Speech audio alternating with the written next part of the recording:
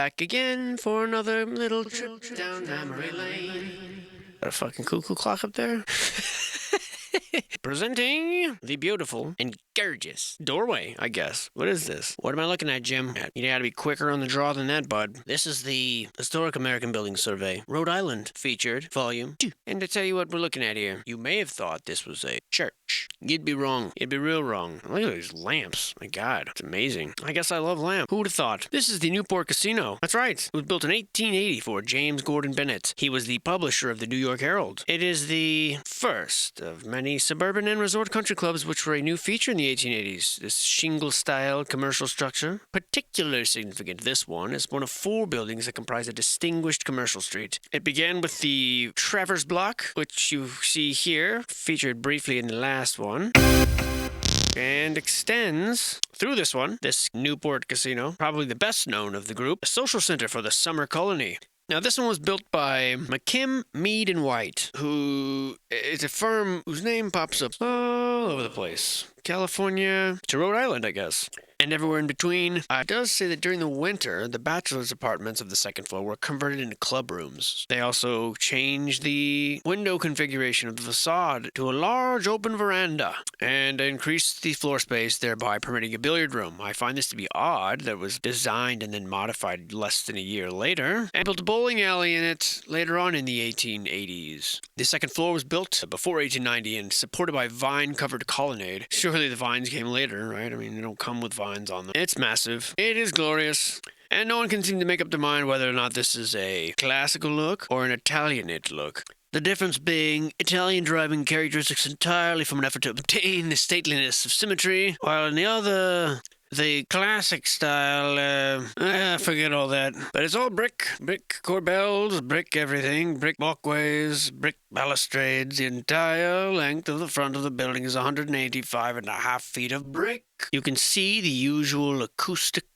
resonators, I like to call them. Magnification. Yes, well, it was built in less than 6 or 7 months, allegedly. And this place is exclusive member only. They used to hold the United States National Lawn Tennis Championship here for about 40 years. But the real importance here is the social aspect of it. Its architectural character, with richly textured surfaces and intricate detailing. Everything, at least as far as 1963, was in immaculate condition, we're told. There were steam radiators installed in 1881. There's a large square-faced Tiffany clock in the tower. The complex was electrified in 1888. Or number again. Haunts me. And intricate detail everywhere you look. There's the famed tennis court itself, and the giant, gaudy, ugly Tiffany clock looking very out of place. Looking like a cyclops with a little straw hat on. And just a beautiful block here. My God, look at that. It's an incredible building. This is the King Block. These 4 buildings here, erected in 1893 by Perkins and Benton. We're told the apartment above one of these is used for a special private showroom and occasionally for sleeping space. That sounds rather dubious, don't you think? Private showroom in this little attic? Reckless speculation aside, that's all we're given about that bad boy. But it's on to the next one. Right here, this juicy sumbitch. This one right here, this one right here. Why, would you just look at it? Would you just look at it? What is going on here? All these screaming men. Vampires from the looks of it. Dude, that's kind of creepy. Not sure why they have to have such sharp teeth, but this is the Audrain building, built in 1902 for Adolph Audrain, designed by Bruce Price. There are 6 adjoining shops and 6 bays. Originally, we're told, it had a flat roof capped by a balustrade which was topped with statuary, but the statues were all removed. I wonder why. Why would you pay for statues and then remove them? I don't know, kind of weird, right, guys? Well, in any case, this is the Isaac Bell House, also built by McKim, Mead & White. A summer cottage, that's all. In 1882, it was constructed. Mr. Isaac Bell was a wealthy cotton broker. The Preservation Society of Newport bought it in 1996, and they tour it. It's a combination of Old English and European architecture with the colonial, American, and exotic details such as a Japanese-inspired open floor plan and bamboo-style porch columns. Really, the more I see of these places, I realize that they are just using these terms to describe what was once everywhere, all over the whole. And it's not a style particular to a region. No matter how many times that they try to explain the difference between Roman and Greek, it doesn't mean anything. It's described in great detail, but we can see it ourselves. We don't need to hear about the fact that the gabled and hipped roofs are steeply pitched at the top of those, right? We don't need to know that. Or that a one-story porch wraps around the south and east sides. Or that wooden floored porch is a brick parapet, on which stand turned wood columns in a bamboo pattern. Or that the roof swings out in a segmental projection over the steps to the front door, and this projection is carried on two carved wooden dragon heads. We can see them. We can see that the first floor central hall fireplace with its richly large tiled faced opening is in a recessed bay. We can also see the richly worked well surfaces of open spindle work panels, which is in character with the other woodwork in the home. We can see that this one here has sliding doors which lead to the other rooms made of paneled oak. Just look at them doors, look at the wheels up there. Very ahead of its time. The majority of the lighting used to be gas lit, like much of America, but some of it has been converted to electricity, and an absolutely stunning summer cottage. Calling it a cottage just seems like a vast understatement. So I forgot to mention, this also has, wait for it, a basement. What's it made of? You already know. Rick! This is the Samuel Tilton house. It too has a basement, as you can see by the floor plan here. Weird window. And then down here, looks like this has been dug out to expose the original level of entrance. This building is also constructed by McKim, White, and McKim, Mead, and White. White meat? You know what I meant, Jimmy. This is a rather breathtaking array of what appear to be small panes of colored glass, which is something you don't see very often. It is interesting how in this survey here, which this is the bottle glass here, more bottle glass, here are some interesting little urns on the top of this here for that fireplace, made of brick of course, little herringbone brick here, and a very exceptional looking place. This paneling is very rich, and all this of course again for another summer cottage. Look at that woodwork, it's unbelievable. Who's making stuff like this today? I'm gonna say not very many people. Some more mystery orbs here. And I mean, everything just so cool. Not sure what's going on in the ceiling here. It's described as an open woven fabric of chair reading covering the ceiling. It's an interesting look. And this one above, more than the others, appearing to have kind of been cobbled together by a bunch of different things. Ceiling kind of looking unfinished here. And this is one of the upper bedrooms. And look at that light fixture. That is sweet. Strange place for a bed. Who am I? What do I care? It ain't my bed. And look at that guy. And these things everywhere, these urns. This one almost seems like it was unfinished or cobbled together from a bunch of other parts. It doesn't seem very uniform throughout, but it's got some amazing woodwork, although some of it kind of out of place like that. And then you get this whole room just looking like from two different houses. This one looks very unfinished. Oh, what do I know? I know it's bullshit. This single-family dwelling is a two-story frame Gothic Revival home, one of the best-preserved examples of a type seen in several mid-19th century sections of Newport and elsewhere. That's a strange sentence. Yet I said it, and by God, I'll stand by it. Like all the properties here, they have an incomplete change of title, some strangely worded deeds, mention in some surveys to guesstimate at roughly the year of construction. House is in excellent condition, we're told, and as you can tell, the foundations are brick plastered and scored to resemble regular masonry. Oh, you hear that? So this here is brick covered up and detailed to look like masonry. Correct. And I like these little oblong little triangular projections on the chimney. And I just love these gables. As you can tell, these windows are kept with solid, heavy label moldings which terminate in large drops. All the windows have these pentils. The roof, very steep, covered with these large square asbestos shingles. Look, all that's just a lot to say. The outside looks great. The inside, not so much. Just kind of boring and ho-hum. But I'm sorry if you live there and that's your ho-hum stuff. I'm sure it's fine. What's always good for the goose is good for the gander. Or isn't always good for the gander. Or what's always good for the goose isn't good for the gander. Or it's one of those. Choose your own adventure. Come on, Jim, let's go. Let's wait out of here. Technical difficulties, timeouts, flag on the field, and pirates in the belfry. And we have what looks like a first contact being made.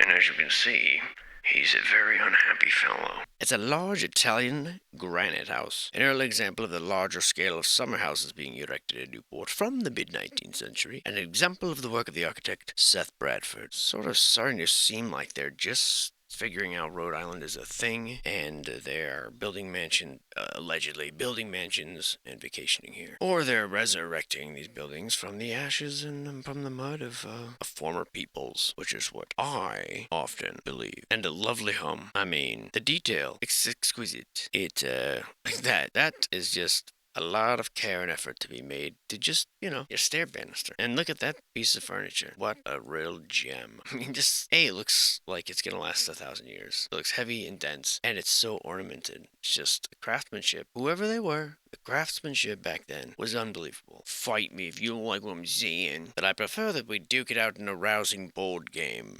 Next up on this list of home tours is Richardson-Bradford House. It is a particularly handsome example of the shingle style. That's the significance, Mr. Scientist. It is one of the larger in the area. And of course, there's a broken chain of custody. And they believe that the house was built between 1870 and 1872 for John G. Richardson. Though this is based off a single sentence in the Newport Mercury, which says, "A house for John G. Richardson on Catherine Street, 41 feet by 45 feet. It was remodeled when Miss Mary Blatchford, or Sophie E. Blatchford, purchased and improved it. Extensive repairs were made following a fire in 1919, and that's it. Foundations are random coursed ashlar. And it's odd, the entire description of this home doesn't mention a basement, yet there it is.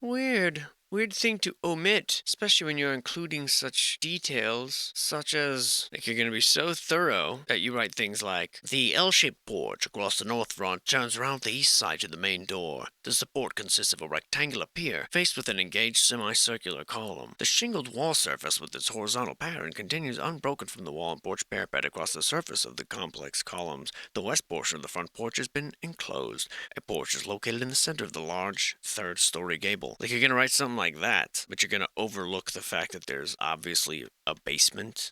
What kind of world is this where that can even pass for a good survey? It seems like you're leaving shit out, Jack. And I don't like that. Withholding information is the same as lying. You do realize that. As the James C. Powell House at Greenup Place. And it is a good representative example of the bracketed frame house of the mid-19th century, guy. It was built in 1854. That's right. A broken chain of custody, as all things seem to be here in this part of the world. The builder was probably James Powell, but no one can say for certain.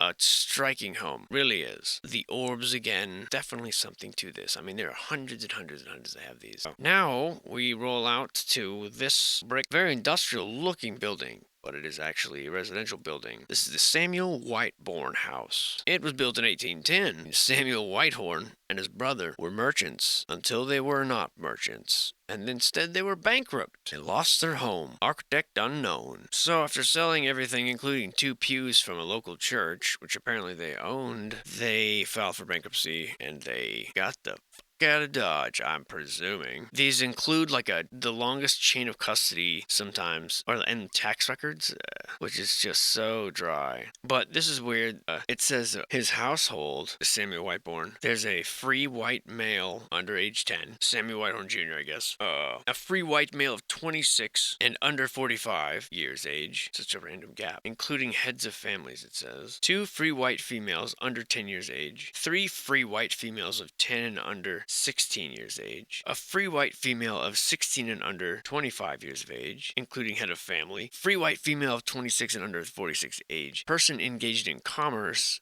and a free colored female of 14 and under, which is a servant. A free servant. What? Who are all those people living there? What a curious thing. It reads so terribly. It is worded so clumsily, but the implications are kind of interesting. Anyway, we'll move on from this boring Mrs. Samuel Whitehorn house. All bricked up. But what a doorway, huh? What a doorway. And you can tell, new owner just took breathtakingly good care of it. See here, look at the detail on these walls. And they just did such an immaculate job keeping it looking, the way it did. It's perfectly preserved. And for that, the new owners should be glad they kicked like 9 people out of the house who sound pretty cool just to drink ketchup in the corner and let it just all go to heck. That looks like it's going into the basement that they didn't mention. Maybe they're still down there today. Only one way to find out. This summer, open up the hatch and let's get weird. Rhode Island. Rated RI. And those are amazing columns. These are like pallbearers carrying out like a little this is 4 pallbearers in one coffin. Like baby. They don't mention no storm cellar either. So basically they did a piss poor job of reporting is what I'm trying to say. Oh, but this isn't the Samuel Whitehorn house at all, is it? No, it's not. My God, I'm sorry, we did not introduce ourselves. Let's back up here. This is the Levi Gale house. It was designed by... You got it, Mr. Russell Warren, one of Rhode Island's most distinguished architects of the 19th century. With its strong cubic shape and rich Corinthian decoration, it is an important and creative example of the Greek revival in domestic architecture. And now our tour continues with the West Wing. Now, the house was moved at one point, they say. It was late 1925. That was the year. The house was moved from its original site, which is now occupied by the courthouse. So, yeah, if you're looking for it, it's old place. It's already moved. If you knew them like you claim they did, you would know that. Motif there. You won't fool me. This must be one of the oldest buildings in the world that doesn't look like it. I phrased that rather awkwardly. But what I mean to say, this photophilus ligniforme fellow, he was built allegedly in 1725, a 200-year-old bricky. And just look at those S-shaped irons on the side, holding the pieces together. What a cool thing. So proud. Look at him showing off. Which side? Which sword best? Which side's my good side? This side, this side, this side, this side, this side, this side. Oh, wow. What an artistic shot. Why is there a castle poking out of your regular house? What is going on over there with the Ribbonsons? Excuse me, you might tell me why you got a castle tower poking up out of your goddamn ceiling? Did you get that approved at HOA? I don't think you did. Now, I know that. That's how I work for. And I ain't seen your face. I ain't never forgetting a face like that. Now, what y'all done did here is a violation of a penal code R224R. I mean it. This is some deep shit you're in. And if you act now, I'll throw in a hole to buff your knob. Wait a second. Am I selling something? Or am I issuing a citation? I completely lost track of that character.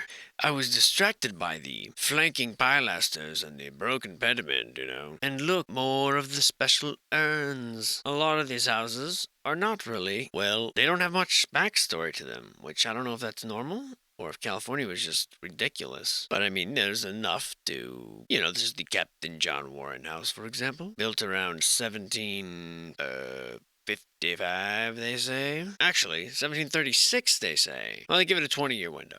And they tell you that the chain of custody is broken. And that's it. Whoever Captain John Warren was, California would be like, Captain John Warren was born on Thursday afternoon at around 5 p.m. to a couple of parents from German ancestry. Captain Warren set off to become an architect at the ripe age of 1 day old. He built himself a cathedral with his bare hands at the age of 3. Captain John Warren is the greatest man that ever lived in this part. That's why we named every street and school and everything we could get our grubby little deck bedrooms on Captain John Warren, including this here house. I'm going on break. Man, this is really bad. Just look at that Phoenix. Just look at it. The sailors would get off the boat. They'd be like, the Eagle House. Surely there must be some little anecdotal evidence or something we can squeeze out of it like a dry orange. This is the William Grafton House. This one. I meant back here. This is more compact. The reason why this isn't even in the registry is because it's more compact. And it's across the street name of the Robinsons. In your face, Robinsons. The simple chimney is embellished by the construction of a nailed platform around it, as well as the insertion of 2 dormer windows. I see that. Charles McKim apparently was retained to maintain the interior. Mr. McKim, a master of all trades, in all states, in all places at once. That's why Mr. McKim, I've heard, is 1,000 years old. You'd have to be. This here's Isaac White's house. Isaac Bell, I mean. God. This is a very well-preserved example of a kind of house commonly used in this period in this section of Newport. Built Around 1870, this is a 2.5-story frame structure with half timber designs on the walls and deep bracketed eaves, typical of the stick style. Dun dun dun dun. And the interior and the baluster, featuring the same little rosettes and symbolism we see everywhere. Let's see if Isaac Bell has a backstory. Nope, not even a front story. And it looks like a very nice place. A very fine place. That's hubba hubba. Give me some of that. And look at him. He's got like 2 little eyeballs right here. He's like a gorilla, dude. He's like bongo. He's like, hey man, you got a problem, bro? 'Cause I'll fuck you up, though. This place is called King's Cote. It was begun in 1839 for George Jones of Savannah, acquired in 1863 by William King, who named it King's Cote, and the house remains in the King family. The original Gothic Revival house was designed by Richard Upjohn. That's right, Dick Upjohn. And the dining room edition of 1880-1881. One of the finest rooms of this period by Stanford White. And it looks like a Hansel and Gretel cottage. I don't mean that in a derogatory way, I mean, I'm not down with witches that like to eat children, but, you can still have that kind of house, and I won't judge you. We're told, what? I don't understand this. So, earlier, though they said it was just built for someone, now they're saying that prior to the Revolutionary War, it was the site of Malbone's Rope Walk. The Huddy Records Mill, originally across the street, was located on this site, but not before 1784. In the early 19th century, the Franklin Observatory was erected. Where? It doesn't say anywhere, it just says randomly it was erected. Okay. I'm sure a lot more than that was erected that year, buddy, but whatever. About 1833, the building was converted to a boarding house named the Clarendon. The building was then sold at auction. 1839, with the condition that it be removed from the premise by the first day of November. So it was moved to Bellevue and State, altered and owned by the Kazanjian Company. In 1856, Jones Avenue was cut through and the property to the north sold. A brown Gothic stable at the northwest corner of the original lot was removed by Mr. Paran Stevens. During many summers when the Joneses were absent, the house was let to Mr. Beretta and Mr. Griswold while their summer cottages were under construction. I don't know what the fuck any of that had to do with anything. I like 2 minutes of my life back. And I'm sure so would you guys. And I'm sure so would anyone that had the misfortune of listening to that. But anyway, this is a cool ass player. I mean, just look at it. Just look at it. Just look right at it. Man, this might be the worst survey I've ever done. And not because of the quality of the stuff. The quality of me. I don't know. King's Cote. That's right. Everything's so custom made and it's just unbelievable. Just the kitchen. Man, whatever's going on over here, hell out of here with that. That is so amazing. I bet that's all copper. Whatever you believe about our history, whether you think it's the way that they say it is or whether it's not. Let's agree that compared to this sort of style, ornamentation, attention to detail, craftsmanship, whatever it is, we are pathetic compared to that. What we create, and I know there's exceptions, yeah. But I'm saying generally, I watched this apartment complex. I think it's an apartment complex be constructed the other day. Well, not the other day. It's been going on, right? You drive past it daily, you see the construction. And looking at a lot of buildings as I do on account of this stuff, I am blown away by the shit materials that they build houses out of today. I almost want to tell people that move in there, hey, I don't know, man. Think twice about it because I watched this motherfucker being built. And it was what appeared to me to be just a young wooded, today's kind of crappy lumber, not that hardwood, framing with some drywall, looked like pretty thin cardboard. And then essentially paper and a tiny bit of what looked like chicken wire and a very thin glorified paper, like a yoga mat almost, and then just stuccoed right over. And I'm thinking it's like a 4 or 5 story apartment complex. That thing would probably crumple if a car ran into it. I mean, what is the point? I just couldn't believe it. And the stucco hides shit. Back in the day, they used to use stucco to hide actually substantial shit. And so when they go to tear down buildings or whatever, they find the bones are still. So they expose the brick. They re-expose it for the first time, right? They expose it. Everyone likes that look. Exposing that brick of that old. You can't expose anything like that in a modern home. There's nothing to expose. You open it up and there's nothing. It's really pathetic. Not that happens frequently, but it does happen. I mean, I did see it happen once or twice. Anyway, you ain't driving through a car through this damn castle wall. And look at that thing. Tell me that's not a fucking castle. It'd be some hot shot and you're going, This is ridiculous. Look, you read your history books, buddy. That's not a castle. I didn't just come in here and start doing this without having read the books, bro. It wasn't just, I don't get it. I mean, I was a history nerd first, and I was just as neurotic about that, and just as wanting to cover it all and see all of it as I am with this, okay? It's just that I've seen the light. It's called common fucking sense, not regurgitating everything. Don't believe the first story you're told about life, okay? Is that fair advice? If you were to meet someone you would land on a strange alien world, they give you some advice. They tell you what, have fun, make your way around here, say hi to everybody, but just don't believe the first story that you hear. Just keep an open mind as you go. And I'm like, okay. And most academics are like, it's terrible advice. I'm gonna stick with the first story that I'm taught, and everything else is stupid. I mean, which one sounds more ludicrous? Well, yes, but, generations upon generations. And you're counting on generations upon generations of other people to do the thinking for you? Why? Half the time people sit on saying that people of the past were backwards and backwoods and sucked and all this stuff. And then, at the same time, they're trusting all those people with kicking down the proper knowledge. It makes no sense to me. Yeah, in the past they were idiots. Their medicine was bad, their science was bad, everything about them was bad. They didn't understand, they didn't have a clue compared to modern man. And that's why we're going to believe everything that they said and told us and pass it down, and by God, we're going to pass it down. We're not going to question the fundamentals of this. Which side seems like they are closed-minded, I'd say, and which side seems like maybe they're allowing more for the possibility. That would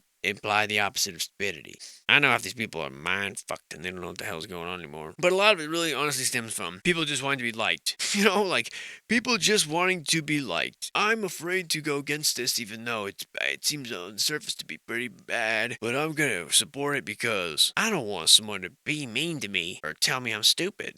Or I don't want to lose my friends. I say, who gives a damn? If your friend, or whoever it is really so afraid of any diversity intellectually that they're literally going to lose you from their life over an opinion you have that is not even, it doesn't even matter.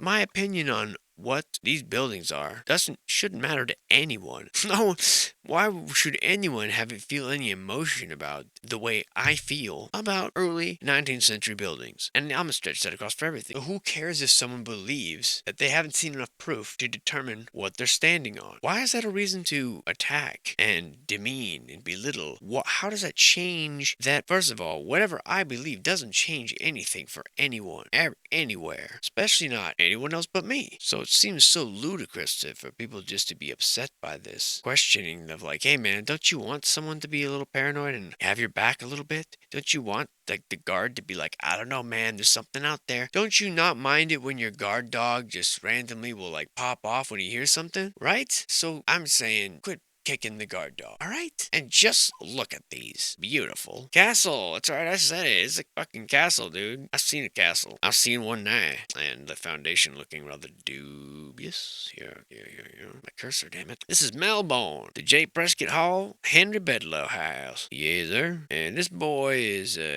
derived its name from the original structure on the site, which is erected by Godfrey Malbone.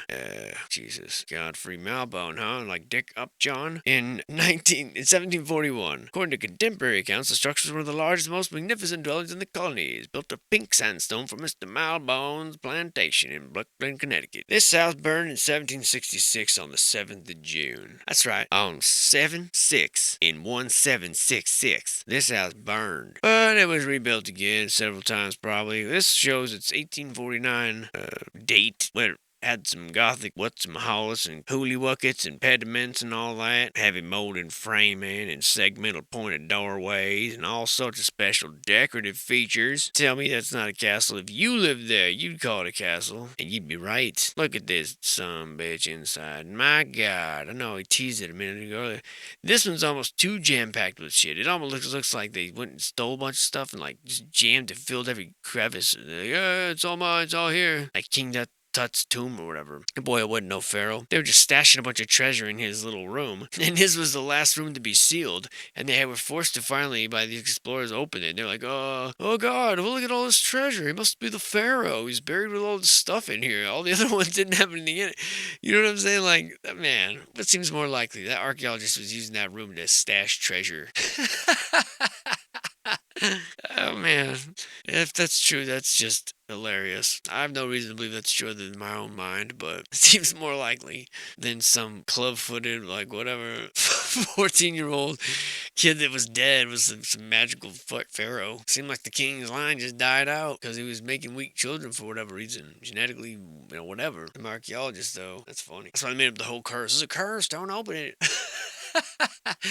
Look, they're gonna find all the treasure. That's funny. This house is a little bit too much, I don't know what it is about it. Something just looks a little forced. Or maybe it is forced. Maybe it's a freaking museum by now. I don't know. This doesn't really say much about it. I mean, if you're a stairwell or a engraved pediment, it'll talk all about you. But if you don't fall into that category, then I'm sorry, you can't come to the party. This is Wild Acre on Ocean Drive. Yep, all the cute little names they got. Not much thought about this one on this survey. It was designed for Frederick Law Olmsted's brother, Albert. Olmsted did the Central Park in New York and Golden Gate Gardens, allegedly, and a bunch of other stuff for the Stanfords. And this house was allegedly built by Irving Gill. Oh, really? The old Irving Gill resurfaces, eh? From San Francisco. And he's out here now, huh? Ridiculous. This was Irving Gill's first commission on the East Coast. Wow. So even all the way out in Rhode Island, you can't even escape them San Francisco architect nonsense. And this is an interesting home for sure. Brick. Very cool. Have a doorknob. The outside, though, really is where it shines. I mean, that looks like it's a Small World set or something. Look, he's got a little nose right here. This guy's got shades on, I guess. This is his nose right here. And he's kind of like a cat. He's got some whiskers, here, whatever. Little soul patch or whatever right here. He's like, say. This is his low-brimmed fedora. Dun, dun, dun, dun, dun, dun. He's like, you wouldn't know where a guy can find a berry. And he's like, yo, you know where I can get some good Chinese food around this town? And this guy's got some big nostrils. Everything's a face. Man, life could get crazy soon. I might have to do something I didn't want to do and change up my whole entire world. Oh, I didn't ask for this, damn it. But I gotta do the right thing. And that's why I'm being a little unhinged right now, I'm sorry. I'm a little distraculated, and I feel like I'm doing a terrible job. So I'm gonna stop here and we'll pick it up later. So if my tone sounds different in about 30 seconds, now you'll know why. Well, ladies and gentlemen, we're back now. I feel very unrefreshed and very ill-prepared, but I'm calmer for now. And that's really all that you can ask for, right? I mean, you could ask for anything, but that's all you're gonna get. You see, all I had to do was go find a toad. And once we licked that toad, we felt naked. We felt afraid. And I knew I was a monster.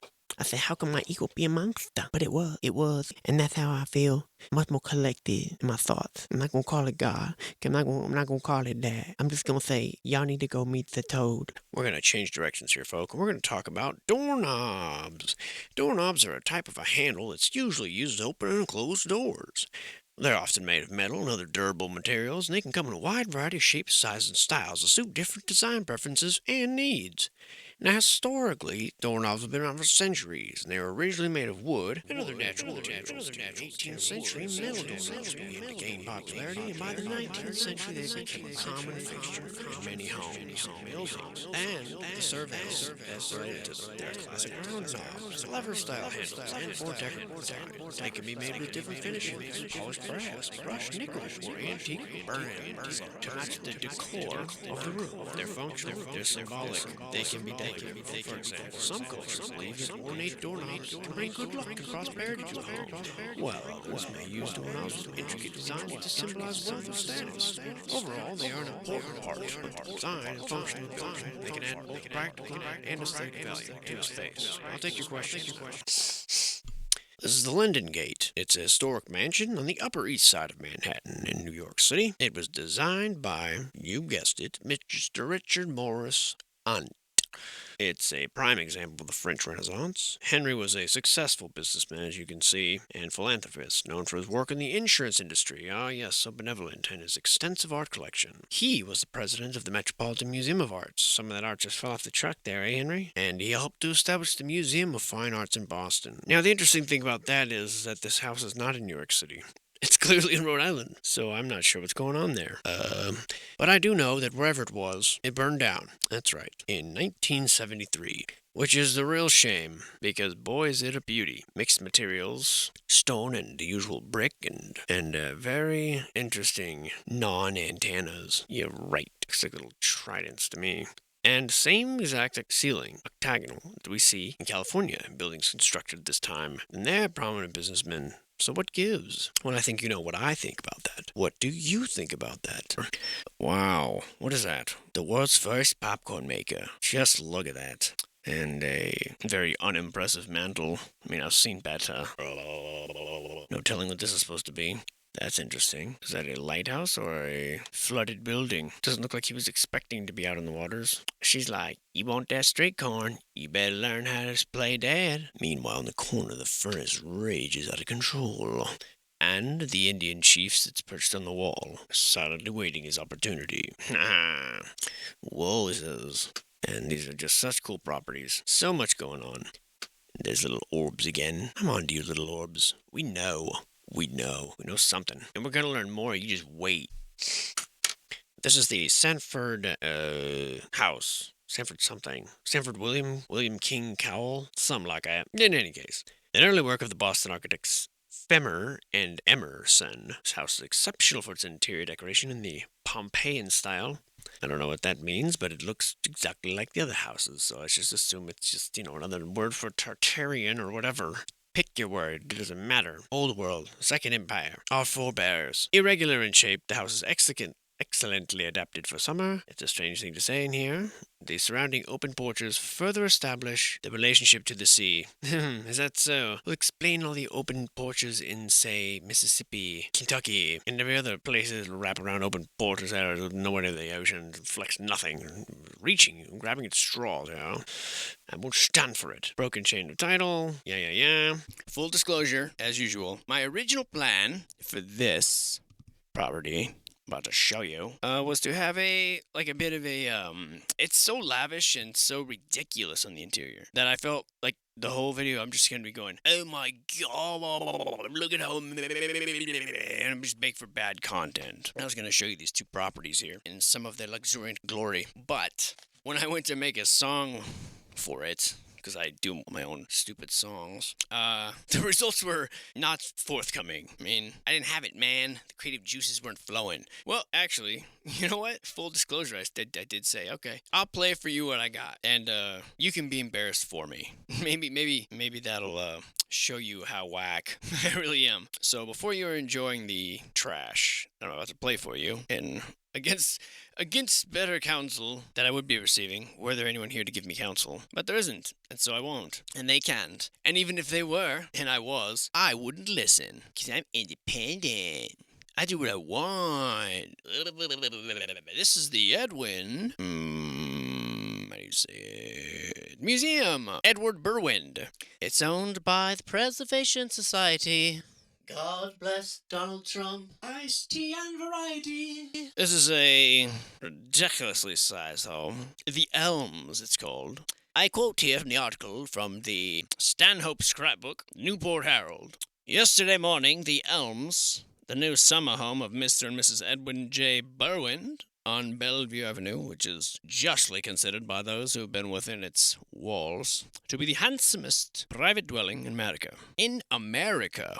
Wow. Yeah, talking a big game there, bud. In minor details, the house is still incompleted. But enough of the place is completed to show the estate to advantage. The elms to be appreciated must be seen, and not less than 300 ladies were present during the reception at which Mr. and Mrs. Berwind received. Much to his pleasure, I'm sure. Not only was the interior of special interest to the guests, but the magnificent grounds, the backscape gardening being a treat for lovers of plants, trees, and flowers. A feature of the lawn that interested many was the velvet-like grass in front of the villa. Yeah, so, bet you don't got grass like Mr. Berwind. Bet you don't got a house built of white stone in the style of Louis XIV like Mr. Berwind. It belongs to the type of chateau built by the great architect Mazza of Versailles fame. The sober, graceful architecture of the building, the perfection of the carving, where any has been used, is thorough conformity, a quality so rarely found in modern buildings. And this famous architect is Mr. Horace Trumbauer. Hard to believe a man with the name of Trumbauer could carve such things, really. At this point, I will engage you with the amazing failure that was my music. They call us the Gilded Old Age. They party might have the money for days, but honey, I got great big gilded gold balls. Still I never knew. Still I never knew. Still I never knew. Still I don't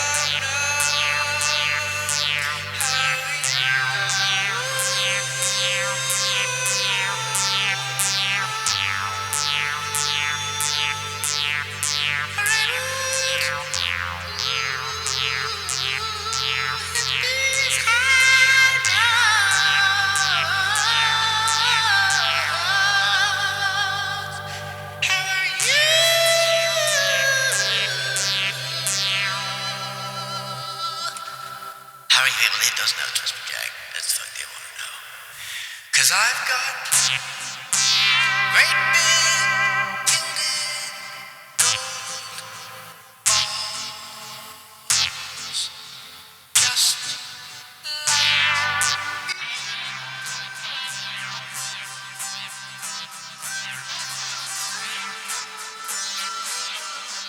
Yes, a very American symbol, the Sphinx. Of course, pagan gods, and this is exactly what I would expect from early Puritan New England. Fucking ridiculous. Go ahead. Anyway, that utter failure. And look at this place. Just look at the starboard patterns. Look at the mantle. Look at this fucking sizeless painting. Jesus. This is the type of lavish wealth that is just unfathomable. A lot of things about this are unfathomable. They say that all of the furnishings of this house were sold at auction in 1962. Why? They claim there is a small elevator, an octagonal elevator that runs from the basement, the first basement, it says, to the house. The first basement. Wow. So there's more than one basement. The same heating system is still in use. There's still a water storage tank. Just unbelievable. Can you imagine just waking up and being like, oh, I'm going to go wander out into the kitchen for breakfast, and this is your kitchen? There's like a golden piano over there. This man owns a coal mining company. Shocking. I mean, how can you live with yourself? You know, and there's nothing wrong with like being successful.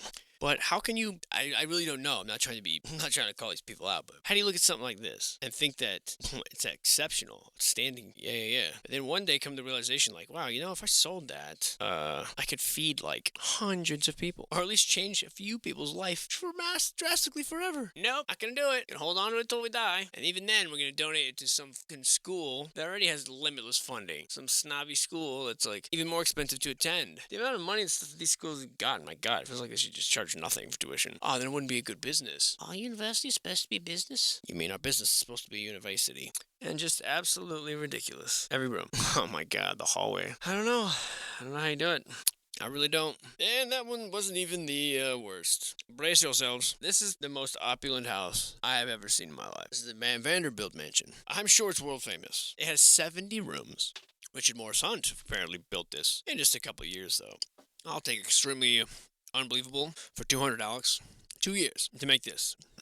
But this place meant to show entertainment on a grand scale, we're told. Yeah, we think so. Telltale signs here. Something else going on.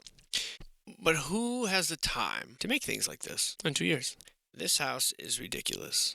Interestingly enough, there are no photos of construction, yet we are assured here in this survey, and also I went to the National Register of Historic Places just to see what the official card said, and both of them claim the same thing. They claim the family has the construction photos in their possession, but they won't share them. And actually, a lot of the pictures are not digitized for this. There's only a handful online. It's just incredible. And I hope Mr. Vanderbilt stands up there in the balcony. With that kind of money, it's fuck you to everybody. He better come out here like, behold, I open my robe to the world to see. Let the sun shine on my wealthy body. The neighbor be across the street. Damn it, Vanderbilt. Flashing your Johnson in my direction. Evelyn, get away from the window. She's like, oh my. Weird little Baphomet corners, huh? Yes, I see you, demon lord. I would have recognized your stench by the mere sign of this light post for some reason. Though, I mean, is that the greatest light post in the world? I mean, it might be.